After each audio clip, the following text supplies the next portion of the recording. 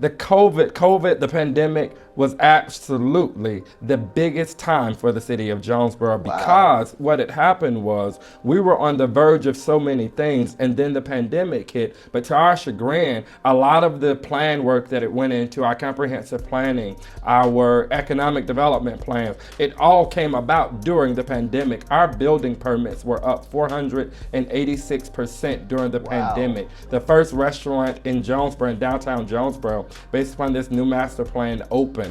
The first ever subdivision within the city limits of Jonesboro, comprising 49 homes, opened during the pandemic and was sold out in 3 months.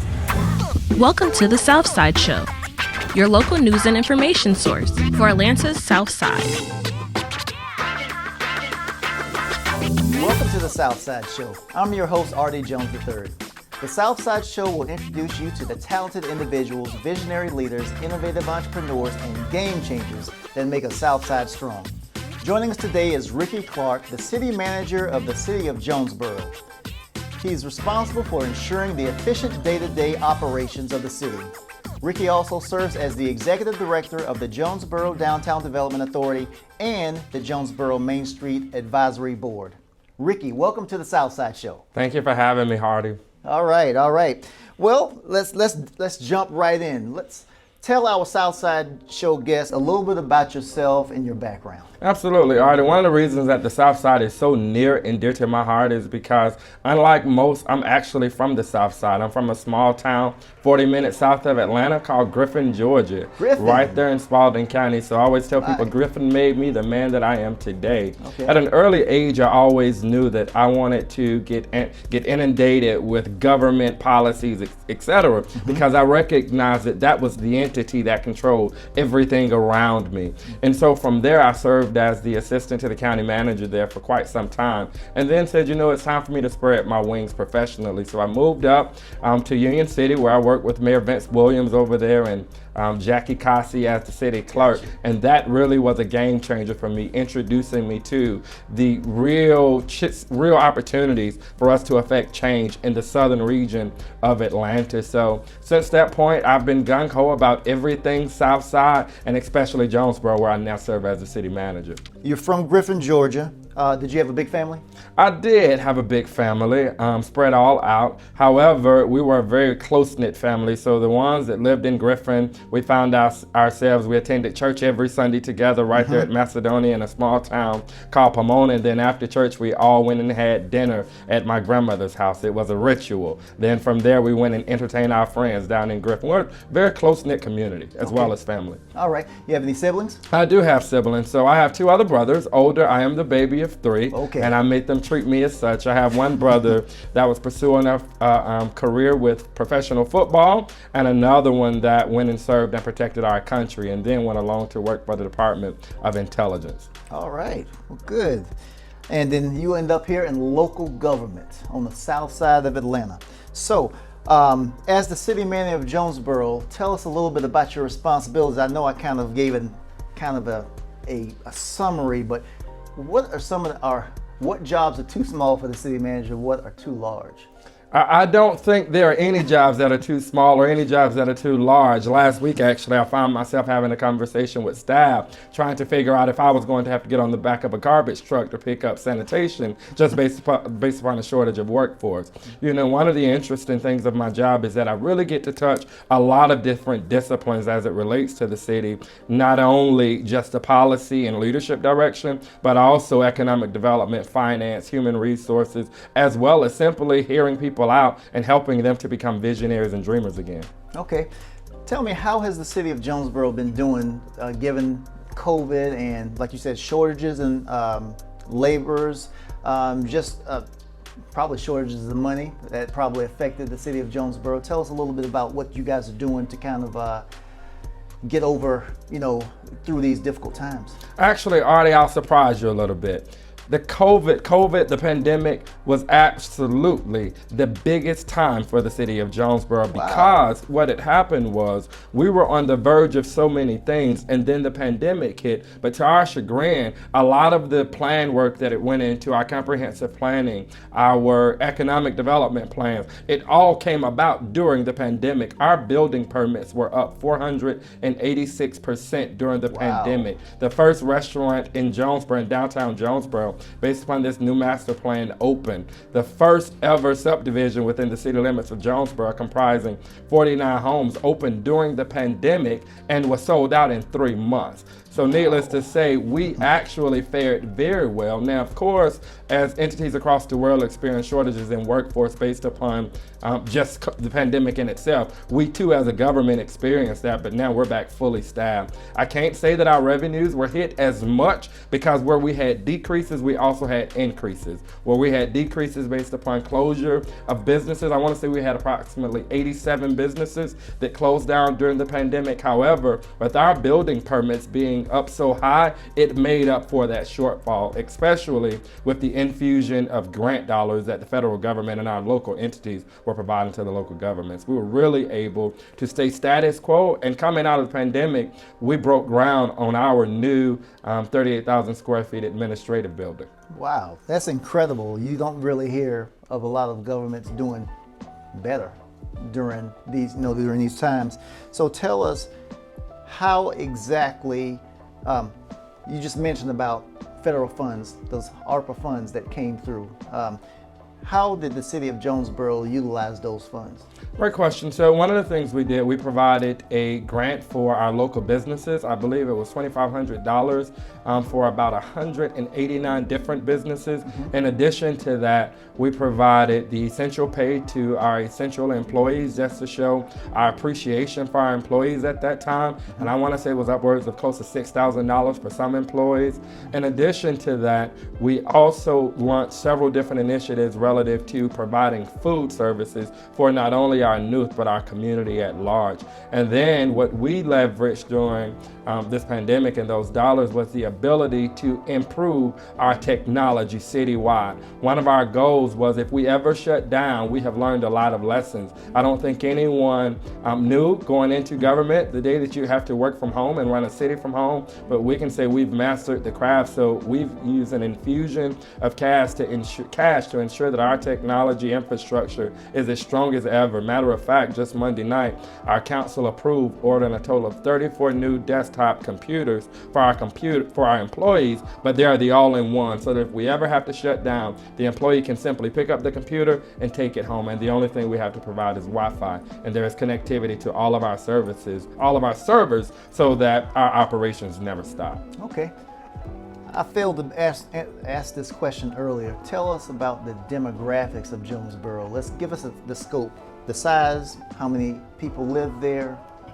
So Jonesboro nighttime population is around 5,000. During the day, because we are the county seat, it belongs to over 20,000 people working inside the city. And then one of the major thoroughfares that runs through our county is Terra Boulevard. It also crosses over through the city of Jonesboro, and we estimate about 90,000 people traveling that corridor every day. Wow. Relative to racial makeup, our percentage is about 67 African American and 34% Caucasian, and then we have a growing population of Hispanic and the Latino community. Okay. What project are you most proud of in Jonesboro? I believe that probably about a year and a half ago, you and I were talking online, well, by phone, and we were talking about some development projects. Which one are you most proud of? Because I'm biased, I would probably be most proud of Nuvo. Okay. Only because we started construction or doing that project, a $7.8 million project. The project comprised of us taking a fire station that the city owned. We used it for different type of birthday parties, wedding showers, just an event center. We closed it down, met with our community, and we said, hey, we're repurposing this fire station from its current use to a restaurant. So, of course, before the pandemic, we did all of the architecture architecture, got through all of the construction drawings. We started building the project. We had a restaurateur already lined up. The pandemic hit, the restaurateur went to the left, the city went to the right. But one of the things that makes me most proud of this project is that no one knows the night that I slept in the back, like, what am I going to do? We've spent all of this money on this project and I don't have a restaurateur to operate it. But now we stand with that restaurant open there with Nouveau. It is my home. It feels different when I go in because I know all of the hard work that it took to go into this project, and also to hear that within their first 4 months of being open, they had grossed over $1 million still during a pandemic. It just really makes me recognize the importance of any local official never giving up. Yes, and that's a fantastic program. Of course, you know, Nouveau's in College Park, and every time I look up on Instagram, I see yourself and several other people that I recognize at Yes, Nouveau sir. in Jonesboro. It's a beautiful restaurant. I'd be very proud of that also. What challenges right now is Jonesboro experiencing? Artie, you know, the biggest challenge, I like to call our biggest opportunity, is getting the likes of these major mixed-use developers to take an interest in the community in itself. Based upon demographics, analytics, those are all things, as you know as a practitioner, that we can't change. You know, but just getting them to understand that, one, the real estate is cheaper, two, you have the same opportunity, and as Atlanta completely builds out the downtown infrastructure with all of the different condos and the prices are skyrocketing, I'm saying there is another option. So I would say our biggest opportunity is, how do we attract these developers? Our mayor and council took a very aggressive step and we acquired close to 30 acres right within the heart of our downtown district, even outside of where this current city center sits now. But I would say that's our biggest opportunity. How do we get these developers that are developing these mixed-use projects all across the world to take an interest in our community? Yeah, well, I think that, you know, your council, your leadership, they're very, very smart. They're very astute. The key is eventually Atlanta's going to build up too much to the point where people can't afford it, and developers are going to look for other areas to go. The key is actually acquiring the property in those key areas. Absolutely. Right now, while somewhat affordable. You may think it's expensive now, but, you know, 10 years from now, it will be 5 times as much. Absolutely. And by then they will, you know, that's where the new businesses are going to be locating. So that's very smart that they, you know, bought 30 acres in key areas of the Jonesboro community. Has Jonesboro, like I said, it reminds me a lot of the community where I grew up also. Smaller community, major roadway going through it. Don't have a lot of people stopping, but at the same time, it's a great environment for family and to raise a family in. What would you pitch to someone that was considering living in the Clayton County area? What's the advantages of living in Jonesboro? Excellent question, Artie. I would say my pitch would be, every time I go to the city, I'm caught in traffic. Every time when I lived in the city, I left my house to go to work, I was caught in traffic.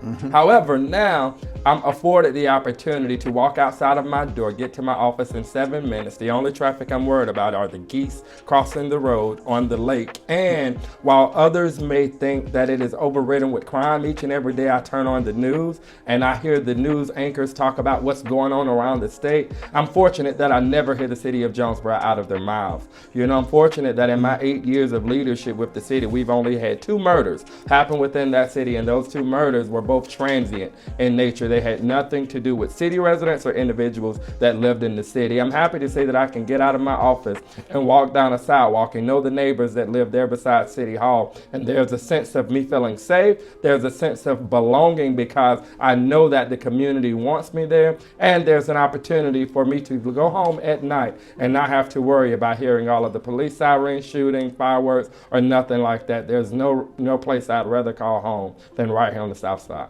Okay, and is it affordable? It is very affordable. I think affordable is a very interesting term. I think, you know, it all depends on what you're looking for, but one of the things I will say is that it's a lot more affordable than some other areas north of us, with the increase in smaller square footage, and also an increase in the cost to rent those type of properties. I'll say it's the best place to raise your family.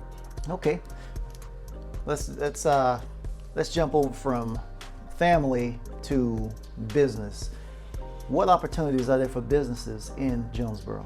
So if you had asked me that 6 years ago, Artie, I'd say, hey, we have a lot of vacant buildings. But now with all of the initiatives that our government is taking, us taking the bull by the horn and running with it ourselves and not waiting for the private sector, I have very little open space. However, one of the things that we're working on with the developer in town is building out these common work areas, because I think the days of all of your executives and these offices going back to normal are probably few and far in between, because they recognize that they can get the same amount of work done teleworking while not paying the overhead expenses of having an actual office space. So what we want to do, similar to what College Park has done, is really have a big focus on how do we get multiple people under one roof to telework in different offices and suites. So we're working there. And the other large opportunity that we have for businesses is the vacant land that we have that the city currently owns. Okay, all right. And what project are you working on now that you might want to share with our guests? Anything that you want to kind of highlight in Jonesboro? So right now we're working on finalizing our city center. Again, it will comprise both our administrative offices as well as our police department functions under one roof. It will be right next door to Lee Street Park. Everyone around the region knows the successes of Lee Street Park, and then 2 blocks away from our downtown district. We're anticipating that project to be complete within the next 4 months. I think myself, along with city staff, we're all excited that we'll be in a brand new building with nothing but modern technologies. One of the things that I've really pushed forward with this building is an innovative workspace and pushing forth a concierge customer service model. So when you walk in the building, it's not your traditional municipal complex. When you walk in the building, you'll see a barista, which is where the attendant will be seating. We'll have a lot of different options where our local restaurants can come bring their food or their wares inside the building every day and sell them, as well as when you go into City Hall, it is set up just like the Apple Store. No fixed seating, a lot of couches, love seats, no window. You're dealing directly with city staff. Well, please get me an invite whenever you have the ribbon cut, and I would love to come and visit that. That is so cool. Absolutely. Yes, sir, I will. All right. And are there any events, upcoming events that you would like to share? Yes, sir. So our first summer concert series kicks off on May 14th. Okay. Our concerts, we typically average about 7,000 to 8,000 people. Even if I put you on the stage, Artie, and said that you were performing, we would have about 7,000 or 8,000 people that would come out with no issues. And we've been operating these concerts since 2015. Okay. May 7th, Mother's Day weekend, we're kicking it off with the opening of our farmers market. Our farmers market runs from typically Mother's Day weekend sometime to August or September, from 9 to 1 there at Lee Street Park. And then this year, for the first time ever, we're hosting a city Kentucky Derby party right there on our new city green behind Newville. It should be a good time. Right. If you're like me and like to dress up, it's just another reason to go buy a suit and a hat. But we're really looking forward to bringing our community back together with these different cultural activities. Okay, all right. And in closing, how can people contact you if they would like to find out more about the city of Jonesboro?